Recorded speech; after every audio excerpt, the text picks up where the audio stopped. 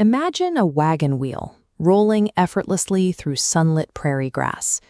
Now, picture that same wheel freezing mid-spin, rapidly buried under 20 feet of crushing snow.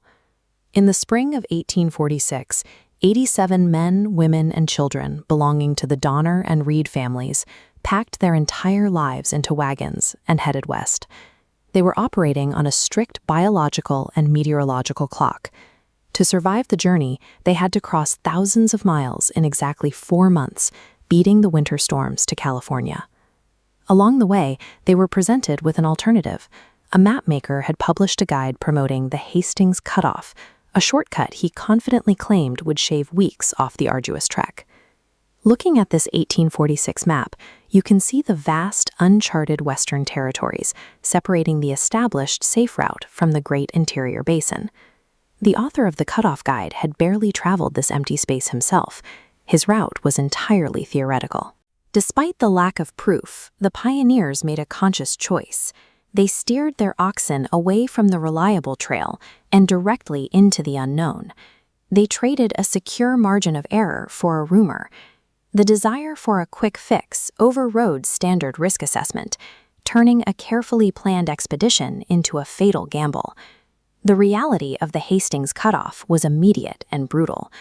The group was forced to drag heavy wagons through hostile desert and shattered mountain terrain, breaking axles and losing valuable oxen. This timeline chart maps their original 4-month travel buffer against their actual daily mileage. You can see how cascading delays, where a single broken wagon halted the entire caravan, dropped their momentum to a near standstill. Continuing on this declining area chart, observe the inverse relationship between their resources and their schedule. Food reserves deplete entirely right as the timeline crosses into the winter risk zone. By the time they finally reached the base of the Sierra Nevada mountains, the physical barrier blocking their path was absolute. Then, their meteorological clock ran out early. Snow began falling across the high passes well before historical averages predicted. Forward movement became physically impossible. The families were forced to stop and hastily construct crude cabins out of wet logs and animal hides. At first, they expected rescue parties to arrive within days. As weeks passed, the terrifying realization set in that they were completely isolated. The compounding mathematical debt of those earlier delays consumed their entire time buffer, leaving the party exposed when the storms eventually arrived. Inside the frozen cabins, survival diets degraded rapidly. The pioneers boiled strips of leather, chewed on discarded animal bones, and extracted nutrients from tree bark. Parents who had packed up their lives for a brighter future were now forced to watch helplessly as their children slowly succumbed to malnutrition and disease. Knowing they would all die if they waited, a splinter group of 17 people, known as the Forlorn Hope, decided their only statistical chance at life was to cross the passes on foot. They stepped directly into violent, impassable conditions. Severe weather immediately froze several members to death and left others wandering in a blinding whiteout. Navigating 20-foot snowdrifts across the drowned valley made forward momentum practically impossible. The survivors reached a threshold of total systemic collapse. They possessed no caloric energy to walk, hunt, or dig for roots in the rock and ice. To stay alive, they made a choice that breaks the strongest human taboos.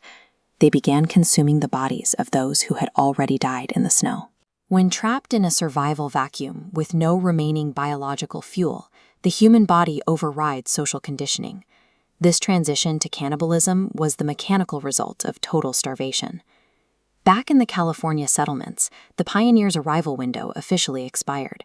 Local residents realized the caravan was lost and began organizing rescue parties. It took until February 1847 for the first rescue teams to finally breach the frozen mountain passes and locate the buried cabins. The rescuers documented a horrific scene. First-hand accounts specifically noted the unnatural, eerie silence of the starving children, who lacked the energy to even cry. This diagram breaks down the final statistics of the expedition. Of the 87 original men, women, and children, 39 died, leaving only 48 survivors to walk out of the mountains. The tragedy stripped away the optimism of the trail. For those following in their wake, The Sierra Nevada was no longer just a barrier to cross, but a potential graveyard to avoid.